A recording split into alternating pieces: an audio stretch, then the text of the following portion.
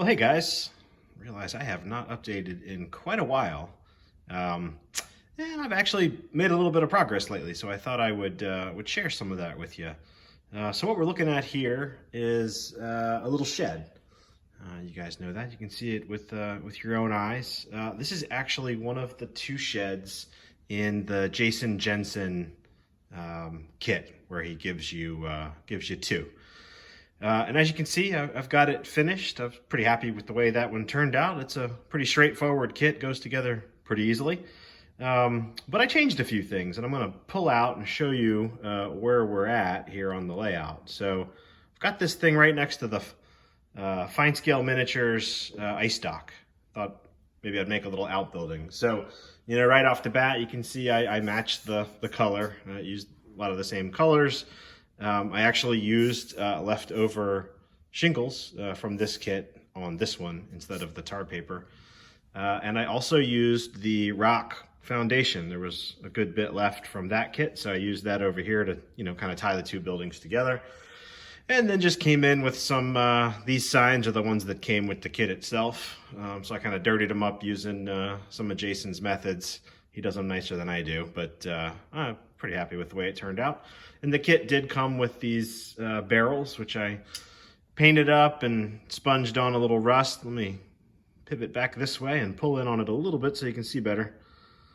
So I rusted up the signs and, colored the outside of them and glued them on with, what I used. I used matte medium for that. And then the barrels got some rust sponge after I airbrushed those. And the one near the door, I just stuck some of the scrap wood from the kit in there. And, kind of thought that kind of pulled things together a little bit and adds a little interest to, this ice dock scene. So, it's a fun little kit. Glad feels good to get kind of back down here and working on the layout. Other stuff I've been up to in the meantime, as we maybe pull out and pan across this scene here. Camera was fighting me. I did finally get the showstopper there, so that knocked me back a little bit. I was pretty sick for a couple of days back in February, which kind of slowed me down and kind of got me out of the role I was on of being out here, but kind of plugged away on this little kit in some evenings and had some fun with that. I also joined the NMRA here in Richmond, Virginia. It's a pretty active chapter. Right away, I started getting invites to other layouts to operate, and I operated on one last weekend before last, and just let you look at a different scene while I chat. Last weekend was pretty cool. The way he's got it set up is a lot of car ferry operations between different pieces of a layout. I think the gentleman had moved, had pieces of his layout that didn't all fit together anymore. And so he'd moved, and rather than try to start over, he used, operable chunks of his layout. But they're all linked now rather than by rail, but by car float, which is actually prototypical for the Tidewater, Virginia area at the time. So that was a lot of fun. Had some invites to go to some other ones. I haven't been able to make that work yet. I went to the division meeting back in January. It was here, not too far from where I live. So anyway, just a little plug wherever you are out there. Look into the NMRA. Couple of guys I'm probably driving crazy asking questions, and certainly there's a lot of other gentlemen out there with layouts in your area you may not know about. So worthwhile. I know they do a lot for the hobby. One of the more famous things they've done is the DCC standardization, which is pretty cool. We all benefit from that. I know I do.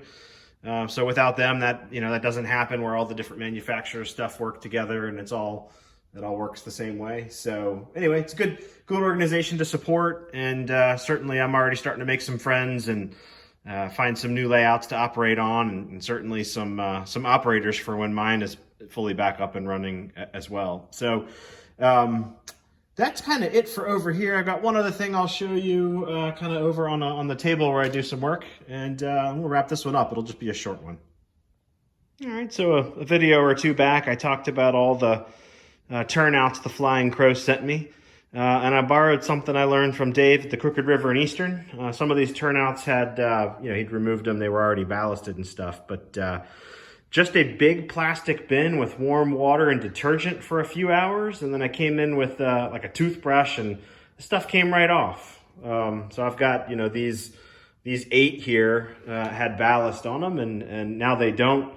I'll need to go to the workbench now that I've got that shed out of the way with the soldering iron and remove some of these feeders. I'll do them my own way, not off the rails themselves. More to come on that. But yeah, kind of working my way through this stuff.